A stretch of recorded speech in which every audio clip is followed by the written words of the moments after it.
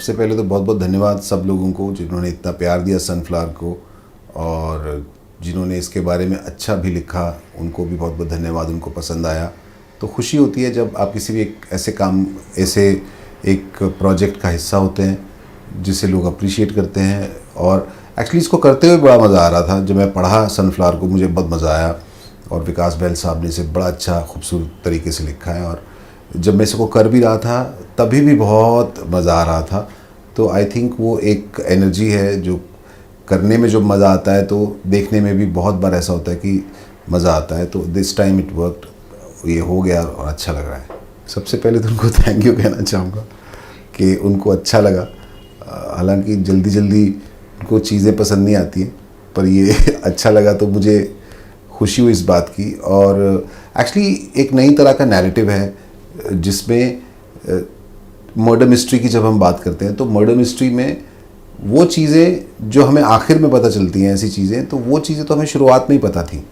इसका नैरेटिव ऐसा है, तो उसके बाद थ्रिल क्रिएट करना, सस्पेंस क्रिएट करना, ये ऑडियंस के लिए एक देखने में मज़ेदार बात थी।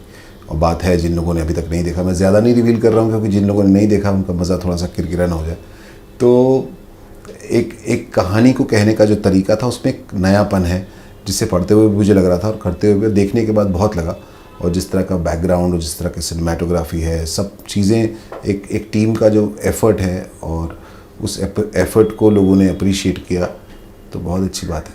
मैं ये एक्चुअली बहुत बार मेकर्स के हाथ में होता है कि वो आपको किस तरह का रोल देते हैं। जैसे मैं एक हास्य कलाकार के रूप में काफ़ी लोगों ने अप्रिशिएट किया, एक्नॉलेज किया। उसके बाद एक्चुअली ये अली अब्बास ज़फ़र साहब को क्रेडिट जाता है उसका कि उन्होंने सोचा कि मैं इसको नेगेटिव भूमिका में लेके आऊँ या कुछ इस तरह का एक अलग शेड से, तो क्रेडिट उनको जाता है। मुझे तो सिर्फ करना था और करते हुए लग रहा था कि अप्रिशिएट करेंगे लोग इसको। कहीं ऐसा तो नहीं है कि मैं कुछ मर्डर कर रहा हूँ लोग हंस दे।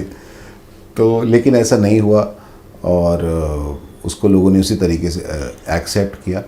इसमें भी ये कुछ उससे अलग किरदार है, इसमें इनोसेंस बहुत है इस कैरेक्टर में जो ये निभाया है सोनू का। वो इसकी डिमांड है कैरेक्टर की, तो वो उससे बिल्कुल अलग इमोशन था। तो मुझे एज एन आर्टिस्ट मैं लकी महसूस करता हूँ कि मुझे इस तरह के रोल्स ऑफ़र हो रहे हैं और इस तरह का काम करने को मिल रहा है। तो मैं लकी महसूस करता हूँ और मुझे तो मज़ा आता है अलग अलग तरह के किरदार करने में। मुझे एक्चुअली जो किरदार दिया जाता है वो उससे मैं निभाता हूँ, और उसके बाद लोगों के हाथ में होता है कि वो उसे कितना पसंद करते हैं। और वो आपके एफ़र्ट को अगर एक्नॉलेज किया जाता है तो वो आप लकी हैं। तो मैं अपने आप को लकी महसूस करता हूँ। उसका क्रेडिट एक्चुअली मेकर्स को जाता है और बहुत सारे लोग जो इसके अंदर इन्वॉल्व होते हैं उसको भी जाता है। तो इट्स अ कलेक्टिव एफर्ट। और आपकी जब एक्नॉलेजमेंट होती है तो खुशी तो मिलती है।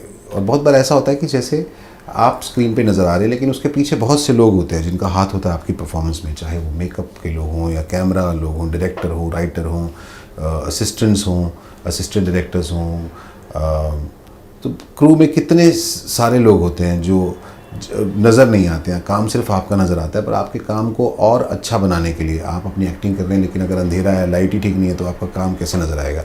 अगर आप के डायलॉग अच्छे नहीं हैं, आप डिलीवर कितना भी अच्छे से कर लो लेकिन लाइन ही अच्छी नहीं लिखी हुई है, कहानी अच्छी नहीं है, तो फिर आप कुछ नहीं कर सकते। तो ये एक कलेक्टिव एफर्ट है जिसके अंदर मेरा काम एक्टिंग करने का और किरदार में विश्वास रख के उसको निभाने का है, और वो मैं करता हूँ। और लेकिन उसमें बहुत से लोगों का भी सहयोग होता है।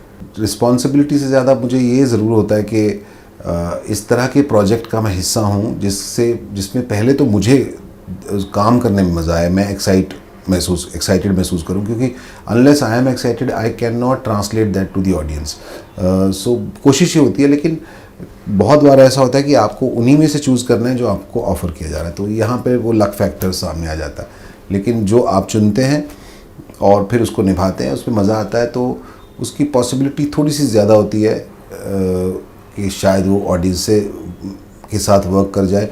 और अनफॉर्चुनेटली कई प्रोजेक्ट ऐसे होते हैं जो नहीं भी वर्क करते, पर आप चूँकि आपने प्रोसेस एंजॉय किया तो आपको लगता है कोई बात नहीं, कुछ और ट्राई करते हैं। लेकिन ये मैंने कम से कम जब तक मैं शूटिंग कर रहा था, जब तक हम इसको निभा रहे थे, इस प्रोसेस को इसका मज़ा लिया, और ये एक इम्पॉर्टेंट बात हो जाती है एक पॉइंट के बाद। क्या सनफ्लावर का सीक्वल भी होगा? आई होप होना चाहिए। मुझे जैसे इन्फॉर्मेशन आती है मैं आपसे शेयर करता हूँ।